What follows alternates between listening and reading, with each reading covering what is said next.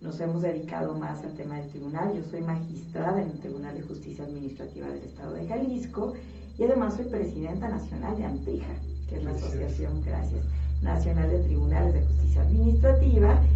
Y bueno, pues esa tarea triple que tenemos, pues luego ya no nos permite enfocarnos a lo que tanto amo, que es la academia. Entonces, bueno, pero sigo dando mis clases, llevando tesis en el ITESO, que es la Universidad Jesuita de Guadalajara, y dando por ahí en posgrados de la UNAM también. Tengo ahí un curso también que tomo y doy algunas participaciones en la Complutense, en la Escuela de Práctica Jurídica de la Complutense de Madrid. Organizamos un diplomado muy interesante en Derecho Administrativo, Derecho comparado con España. Y bueno, pues también una fiel creyente de que la justicia está en movimiento y bueno, pues que si tenemos el gran honor de ser parte de la estructura judicial, de la estructura de la impartición de justicia, pues debemos estar a la vanguardia del mismo. Entonces, pues estudiando muchísimo, te compartí hace un momento que me he dedicado mucho a los temas de cumplimiento, soy oficial compliance, estudiando también en los temas de todo lo que es derecho sancionador, una de las partes fundamentales. Pero a ver, perdona que te interrumpa. Sí. Lo que pasa es de que en el programa no hemos tenido tal cual una cápsula de compliance. Entonces, si les parece, hacemos un pequeño paréntesis, que no es que esté totalmente desapegado, nada más que es una figura relativamente nueva en México, poco usada. ¿Qué es el compliance? El compliance es yo lo describiría más como, es un sistema, pero también lo describiría para ser como en palabras más claras hacia la ciudadanía, es una cultura de prevención para evitar caer en riesgos legales, en situaciones que nos puedan meter en tribunales, en situaciones en las que ya no podamos resolver la situación de una forma inmediata o directa. En procesos de cualquier índole, En procesos de cualquier índole. Y abarca muchísimo. Yo lo enfoco más a una cultura, aunque es un sistema completamente analizado, estudiado y que hoy funciona muy bien en Europa, en Estados Unidos, en otras latitudes, y que es una forma en la que se está logrando abatir, insisto, situaciones en las que las empresas, sobre todo hoy, quienes más lo aplican son la iniciativa privada, aunque está el compliance público, que es importantísimo, y que hoy yo creo que deberíamos de tomarlo como una obligación, una tarea importantísima para el sector público. Adelantándonos un poquito, ¿crees entonces que esta cultura de la prevención la necesita el nuevo Poder Judicial? Pero por supuesto, yo creo que es la base fundamental.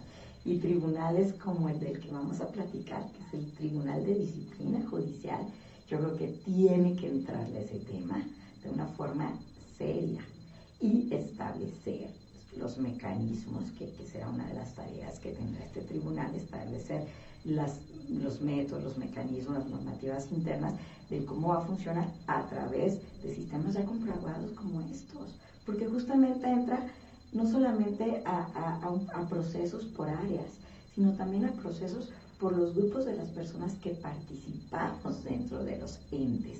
Entonces insisto, ya es muy comprobado, funciona bastante bien.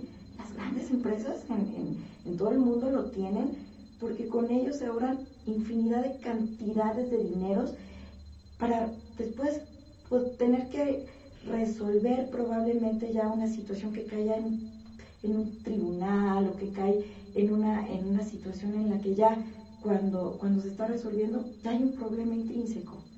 Entrarle a la cultura de la prevención, a la cultura del cumplimiento, es entrarle precisamente a evitar caer en todo ello. Y obviamente esto facilita y genera mucho más avance para cualquiera. Bueno, ya entendemos ahí tu criterio, tu perspectiva, ¿no? De cómo el compliance, que es una figura principalmente del sector privado, sí, tiene que permear en el Poder Judicial, claro. Pero entonces, ¿dónde queda el Comité de Disciplina? ¿Dónde surge? ¿Qué desaparece para que este ente forme parte? Pues te platico, Carlos. Fíjate que la reforma judicial justamente prevé este tribunal como un ente totalmente nuevo y abroga o toma todas las tareas, las facultades del Consejo de la Judicatura Federal, pero en una ala o en una parte muy interesante, porque hace una división. Ahora el área administrativa no estará sujeta a este tribunal, la dividen, la separan, digamos, y este tribunal se dedicará específicamente a ver el control y todo el tema de la disciplina. ¿De quiénes? De los jueces, de los magistrados, pero también de todos los trabajadores, de todos los miembros del Poder Judicial de la Federación y también, ojo, de los trabajadores que tienen funciones dentro de la Corte, no de los ministros, ahí no entra porque, bueno, pues ese grado es diferente, pero sí de los trabajadores. Y por eso yo creo que es fundamental aplicar ya sistemas como estos que están totalmente probados y que ya tienen además elementos como canales efectivos de denuncias, como seguimiento a las propias investigaciones muy claros, muy concretos, sobre todo muy transparentes, que le dan legitimidad a estos procesos, pero también le dan un sentido mucho más real de la aplicación del Estado de Derecho que se tiene que aplicar. Yo creo que uno de los grandes temores en esta reforma, en el nacimiento de este tribunal, era que se iba a convertir en la Santa Inquisición, hasta decían eso. Claro que no. Este tribunal simplemente abroga, insisto, toma facultades que ya tenía el Consejo de la Judicatura. El Consejo de la Judicatura tenía una dirección de disciplina. Ahora se crea un tribunal exprofeso para todo esto, todavía mejor, porque... Incluso administrativamente hablando podemos decir que lo elevan a un mayor rango, ¿no? Por supuesto, yo creo que está solamente, yo diría, si lo hablamos de medidas a milímetros abajito de la Corte. La Corte sigue siendo, por supuesto, el órgano máximo de nuestro país de impartición de justicia, pero abajito está este tribunal que además es totalmente nuevo y además es el tribunal que tomará las acciones y el trabajo, yo creo que más importante de eso, de la vigilancia, del control, de la evaluación. Ese es un tema importantísimo, la evaluación del desempeño de los servidores públicos, que es un conjunto. Evaluar es un todo. Es ver si se están cumpliendo con los términos, con los tiempos, si se está actuando bajo el estricto apego a derecho, si se están cumpliendo con las responsabilidades que marca la Constitución, las leyes reglamentarias respecto al desarrollo del trabajo de jueces, magistrados, servidores públicos. Checar el proceso. Y hay cuestiones que el ciudadano, o en nuestro caso nuestros clientes, el abogado, tenga forma de decirle a este tribunal de disciplina, oye, ¿está pasando esta cuestión? Por supuesto, para eso justamente nace.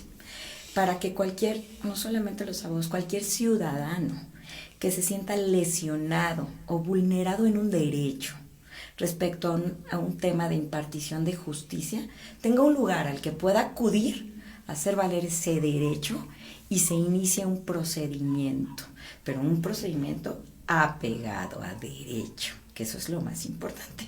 Por eso este tribunal, dentro de su organigrama, tiene dos estructuras muy importantes, que es el área de evaluación y el área de investigación, que serán los que se encargarán, obviamente con su estructura, de realizar todo ese análisis que tendrá que acercar, sacar los medios de prueba, todo lo que se tenga que dar para que al momento que se eleve ya para que se pueda tomar una resolución por parte de los magistrados, que además nace la figura de magistrado de este tribunal, le dan ese término a los que formarán parte de este tribunal, ellos tengan todos los elementos, pero jurídicos y elementos también, insisto, conforme al propio Estado de Derecho. Esto es conforme a todo lo que la propia ley establece, con lo que se debe cumplir para poder lograr una resolución.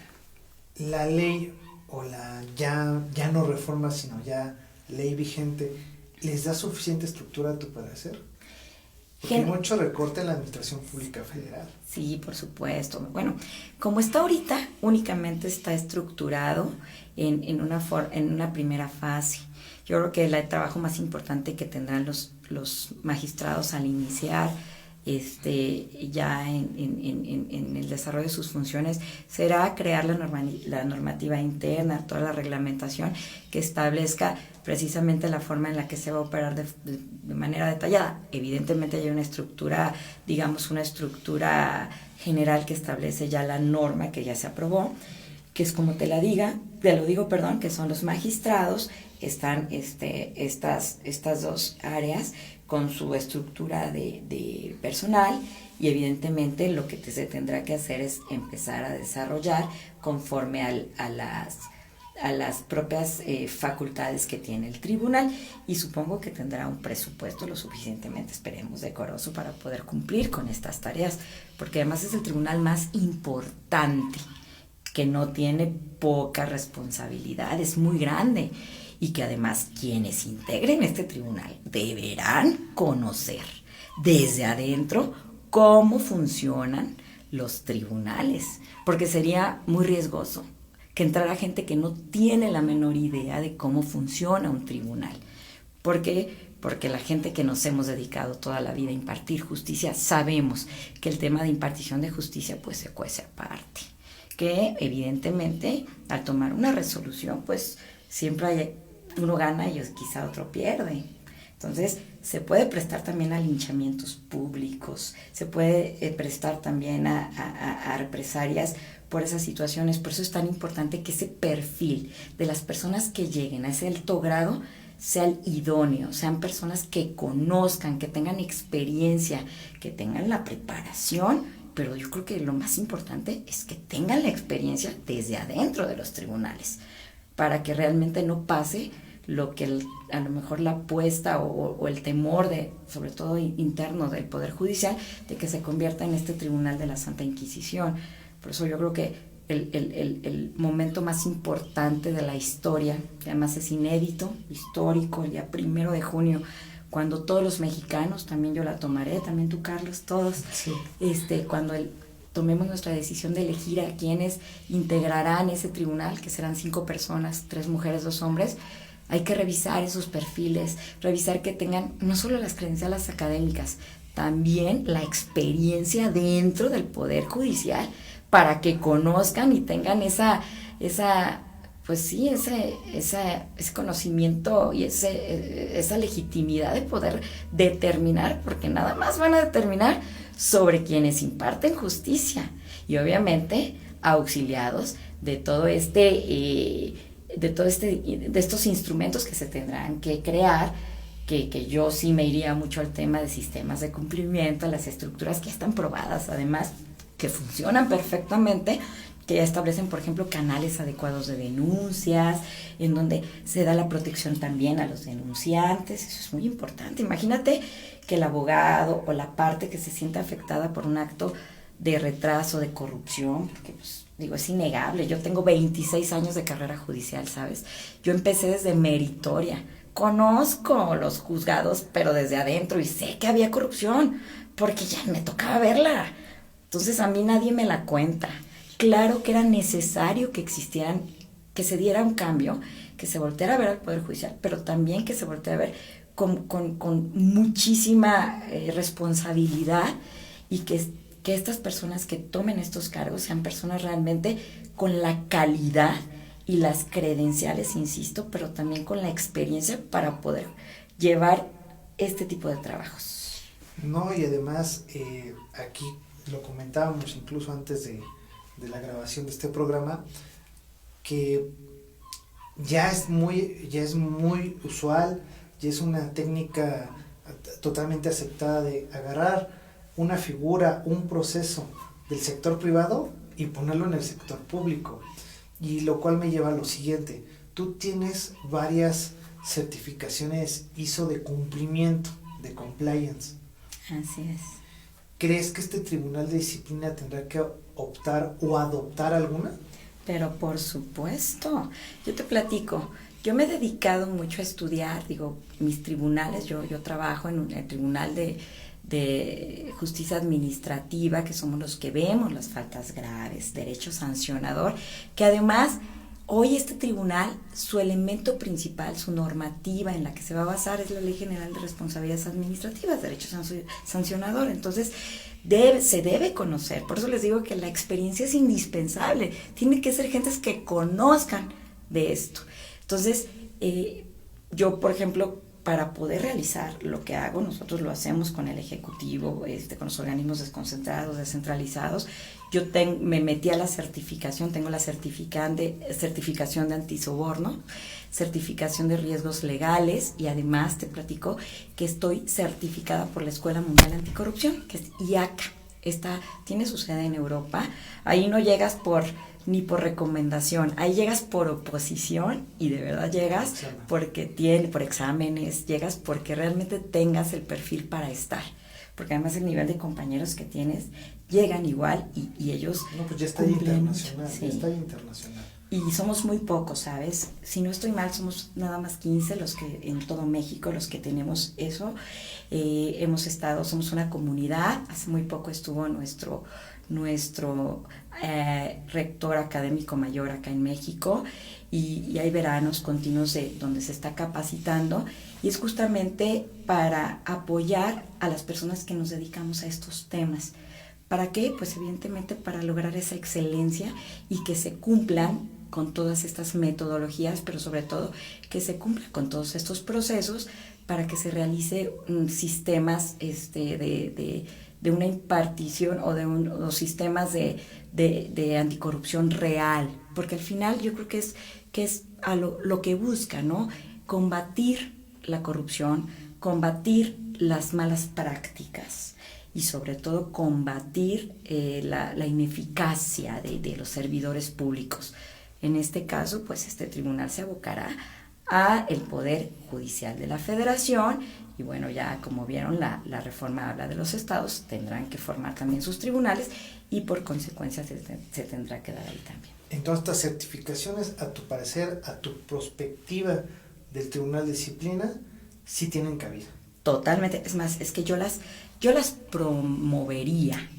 Yo sí, incluso con incentivos para los propios jueces, magistrados, que las obtuvieran, y me refiero a incentivos no económicos, no, incentivos a lo mejor de reconocimientos, porque finalmente esto va de la mano a la tarea que se desarrolla. Nosotros como juzgadores desarrollamos estas tareas y evidentemente tendrían que ser obligadas. Estas certificaciones en el sector público son obligadas. Para que tú puedas ascender, tú necesitas tener obviamente un currículum que te dé las credenciales de ascenso para llegar. Pues estas certificaciones lo que hacen es fijar aún más esa trayectoria, carrera y profesionalismo que debes tener para poder desarrollar un trabajo tan importante y tan digno como es impartir justicia. Sí, esa cuestión que de repente se le critica mucho a esta nueva elección, creo que aquí el Tribunal de Disciplina tiene gran fortaleza, porque mediante ustedes los jueces, los magistrados, mediante los que vayan a formar parte de estas 5 personas del Tribunal de Disciplina, pues puedan promover esto.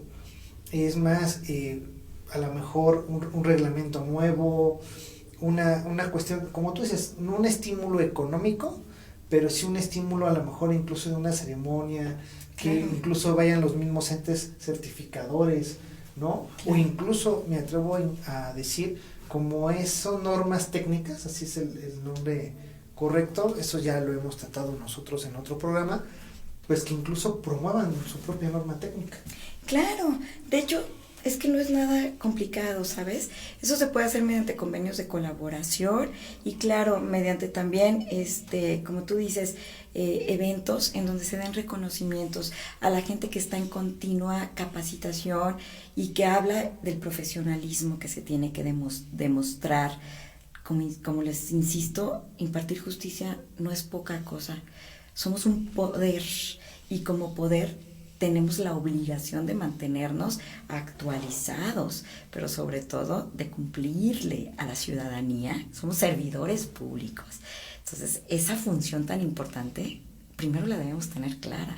Somos servidores públicos y estamos para servir al público, pero con excelencia.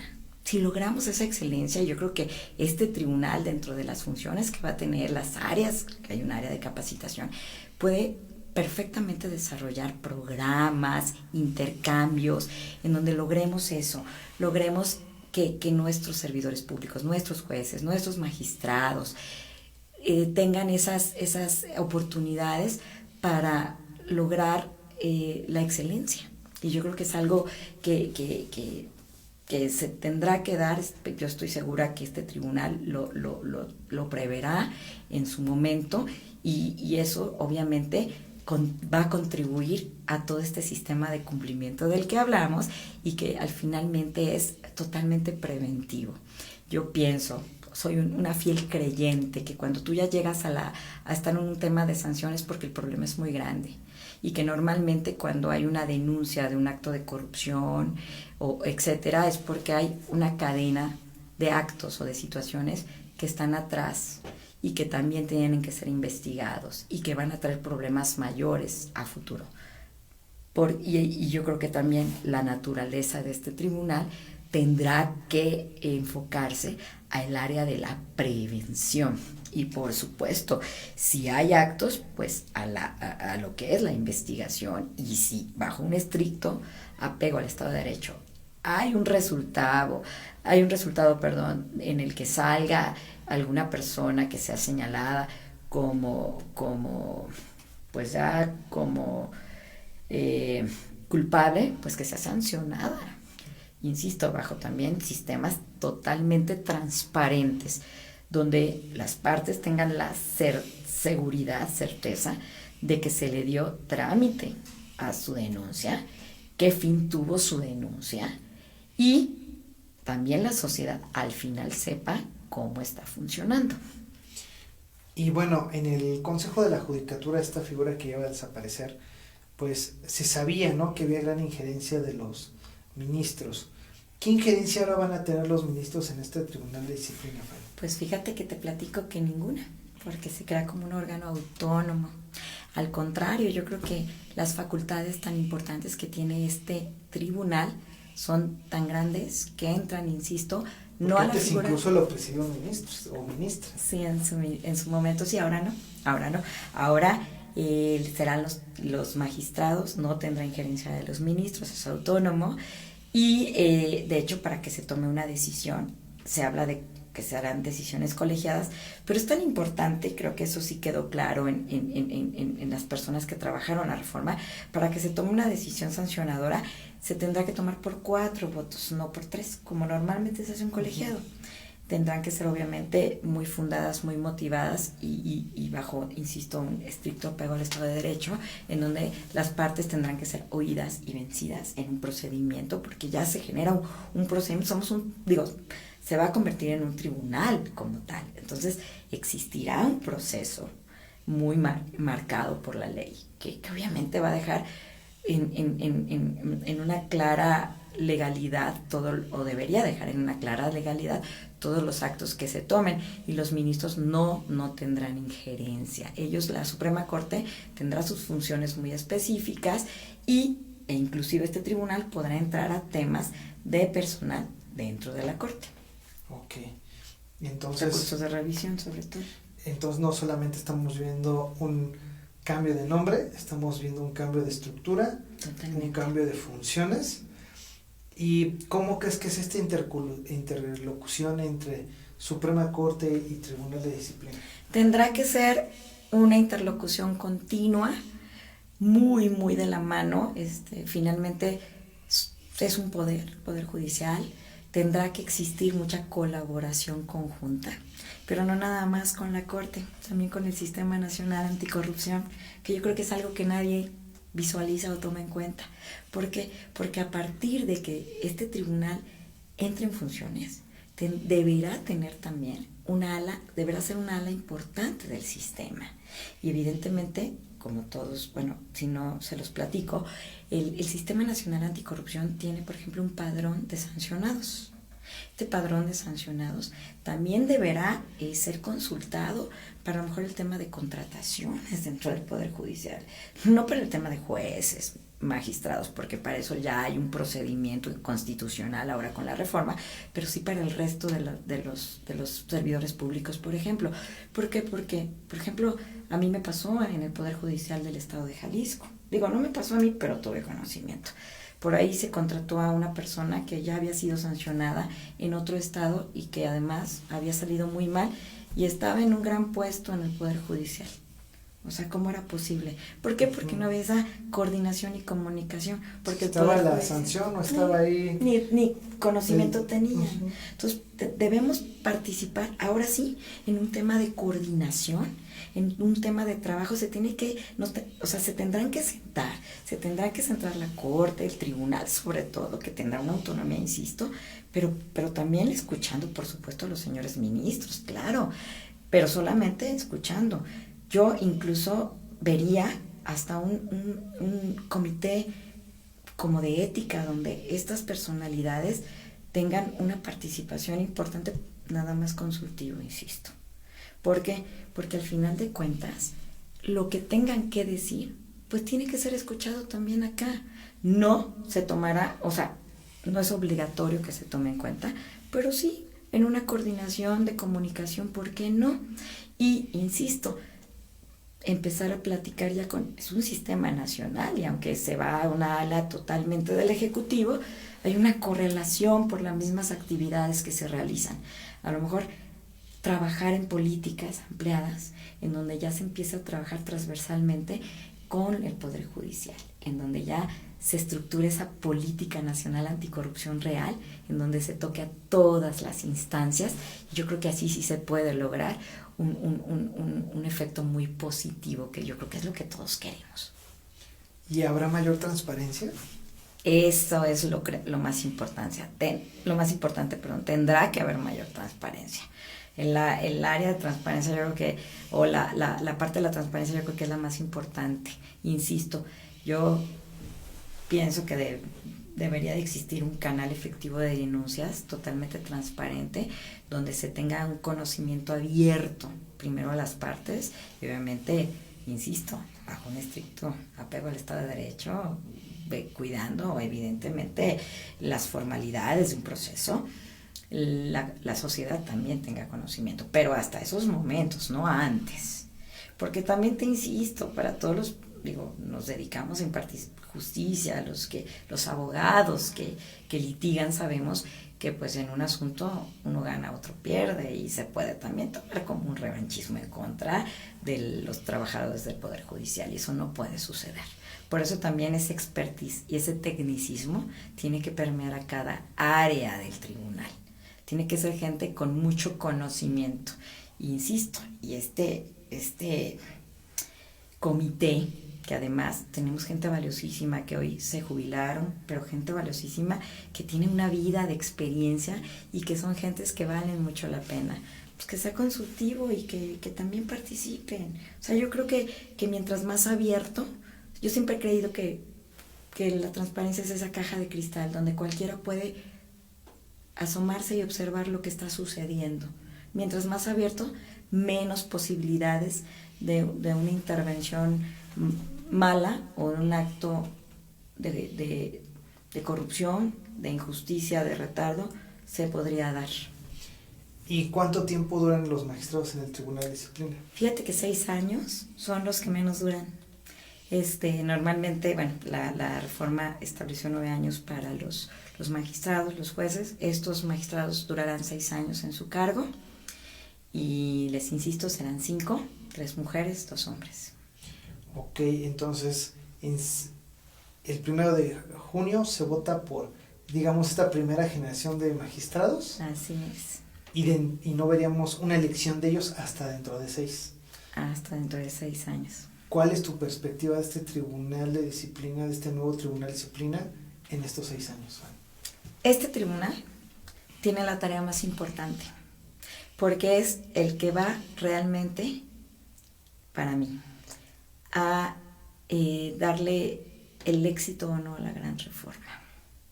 porque es el tribunal que nace precisamente, y nace por la necesidad tan grande que había de que existiera un ente que se dedicara a lo que va a hacer este tribunal, que es la evaluación y la disciplina de los servidores públicos. Tan importante es que lo crean ex profeso para ello. Y yo creo que es la columna vertebral de la reforma. Entonces yo creo que es mucho lo que está en juego. Por eso debe ser muy exitoso y debe ser muy bien su trabajo, y por eso también los perfiles que entren deben ser los mejores. Es el que va a materializar o no este discurso político, ¿no? Exacto. Del Poder Judicial corrupto, del Poder Judicial que no resuelve los problemas de la ciudadanía, que no le escucha, etcétera. Exacto. Yo incluso, al ser un órgano autónomo, me atrevo a decir incluso de la necesidad de un ente capacitador, llámese escuela, centro de formación, etcétera, propio, único de ese tribunal. No, por supuesto, es que por supuesto. Y además que ese ente esté, insisto, en colaboración con escuelas, con estructuras, con instituciones, no solo nacionales, también internacionales, que mantengan ese estándar de calidad que se tiene que encontrar, que se tiene que lograr en los impartidores de justicia. Porque yo creo que, insisto, la prevención, que va estrictamente ligada a la capacitación, es el punto más importante. Yo creo que por ahí, yo siempre he dicho, yo no creo que en la mañana alguien se levante y diga, hoy voy a hacer esta daga, voy a cometer este ilícito. Yo sí creo que es la ocasión hacia el ladrón, ¿saben? Y eso en materia de cumplimiento está muy claro.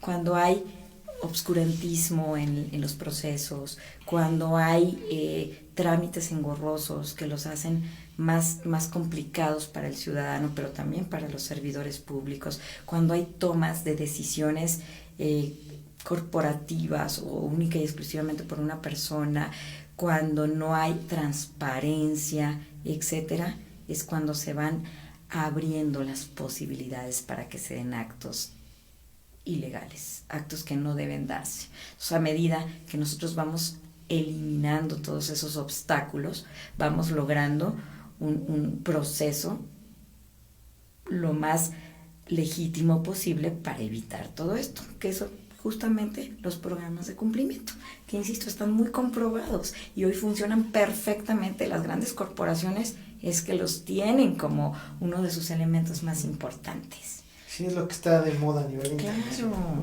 Claro.